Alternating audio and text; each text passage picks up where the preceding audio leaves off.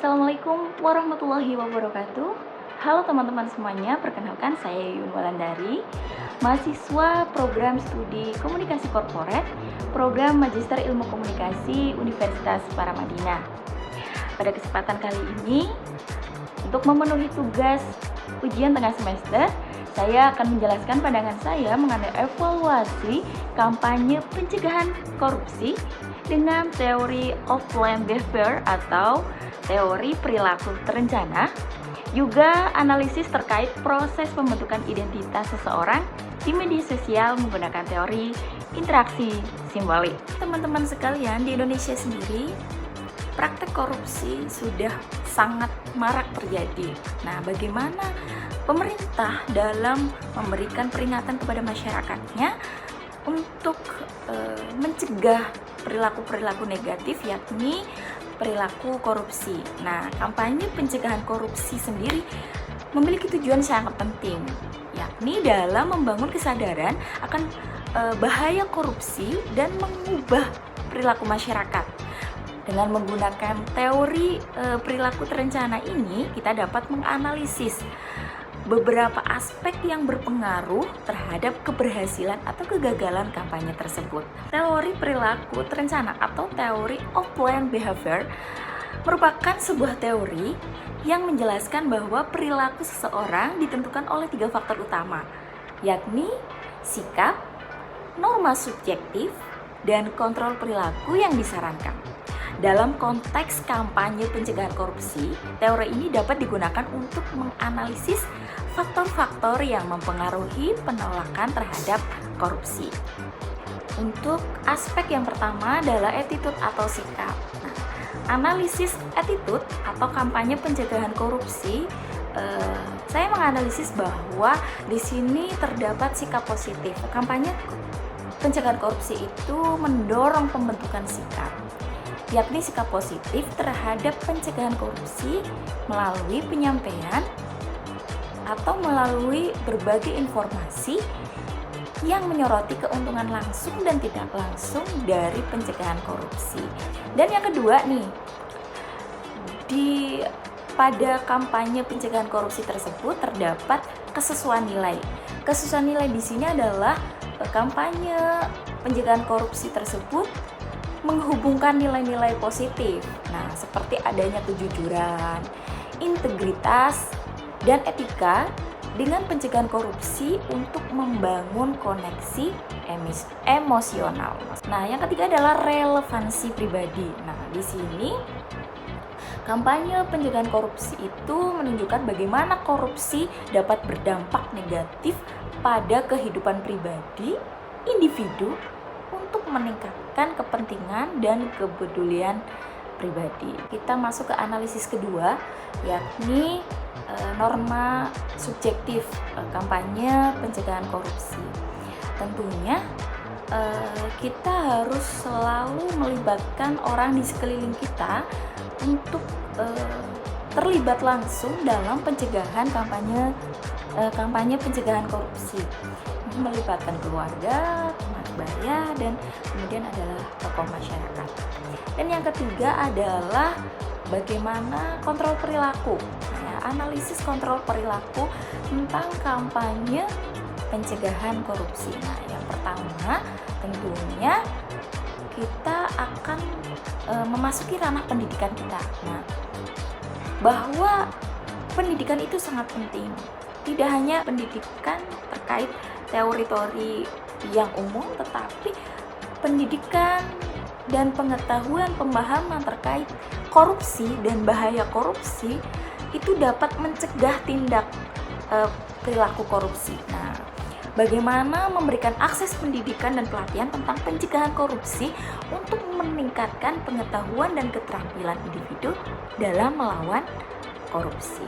Nah, yang kedua adalah keamanan. Tentunya korupsi ini pasti ada yang tahu, teman-teman sekalian, dan kita semua tidak akan jauh atau mungkin dekat dengan orang-orang perilaku orang yang melakukan tindak korupsi. Nah, keamanan ini sangat penting teman-teman, karena pemberian perlindungan bagi individu yang melaporkan kasus korupsi untuk mengatasi kekhawatiran akan dampak negatif yang mungkin timbul itu sangatlah penting. Selanjutnya adalah sumber daya. Teman-teman sekalian, dengan didukung dengan sumber daya yang memadai seperti hotline pelaporan dan pelayanan konsultasi untuk membantu individu dalam melaporkan korupsi, tentunya ini akan lebih mudah mencegah bagaimana tindak-tindak korupsi yang ada di Indonesia ini semakin mudah untuk ditangani. Nah, teman-teman sekalian, bagaimana cara mengetahui atau mengevaluasi bahwa kampanye pencegahan korupsi ini berhasil nggak sih ketika kita terapkan di Indonesia atau kita terapkan di lingkungan kita sendiri gitu ya. Nah, kesuksesan kampanye pencegahan korupsi tersebut pastinya dapat dilihat dari bagaimana peningkatan kesadaran masyarakat, kemudian perubahan sikap yang ada pada masyarakat di lingkungan kita dan perilaku masyarakat terhadap korupsi. Nah, serta bagaimana peningkatan laporan-laporan kasus yang ada itu apakah meningkat atau memang biasa-biasa aja. Nah, ini evaluasi yang dapat dilakukan mengenai atau apakah sukses atau gagal dalam menjalankan kampanye pencegahan korupsi tersebut. Ya, untuk meningkatkan efektivitas kampanye, yang pertama jelas adalah pendidikan dan kesadaran. Kemudian yang kedua, saran untuk meningkatkan efektivitas kampanye pencegahan korupsi berikutnya adalah partisipasi aktif masyarakat. Jadi keterlibatan masyarakat dalam kegiatan pencegahan korupsi seperti diskusi, aksi sosial, dan pelatihan itu sangat diperlukan teman-teman semuanya.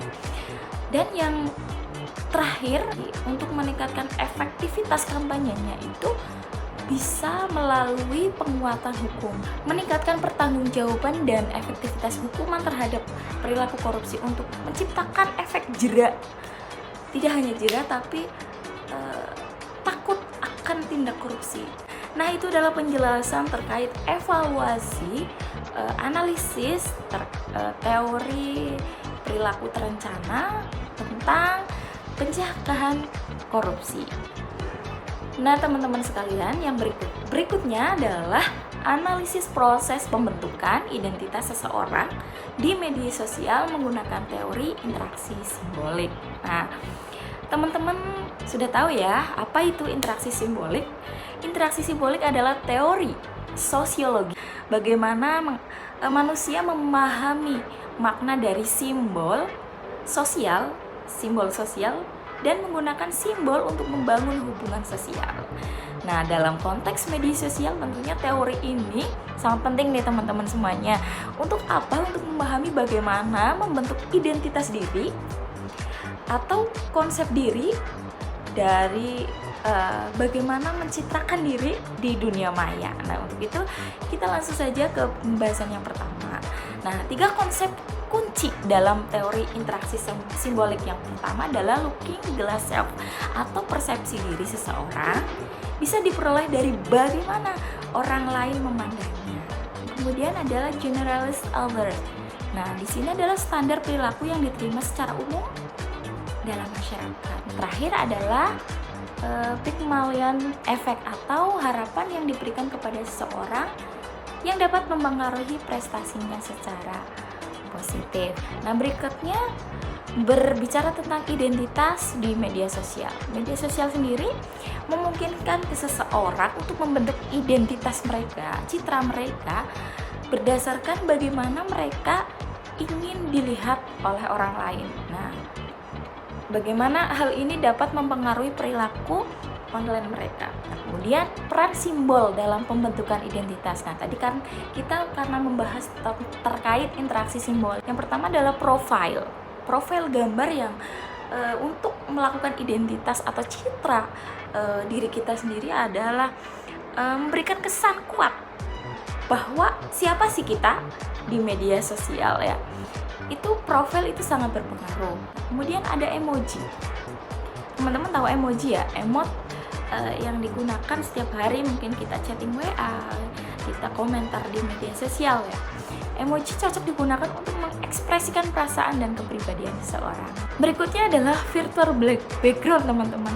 Ternyata selain profile, kemudian ada emoji yang kita pakai, kita harus menggambarkan diri kita, virtual background kita itu seperti apa sih dalam panggilan video misalnya, atau media sosial yang digunakan kita seperti meeting atau lain sebagainya. Ini gambaran terkait hobi dan minat seseorang. Contoh identitas atau konsep diri di media sosial. Nah, yang pertama tentunya adalah influencer ya teman-teman semuanya. Contohlah konten kecantikan nih.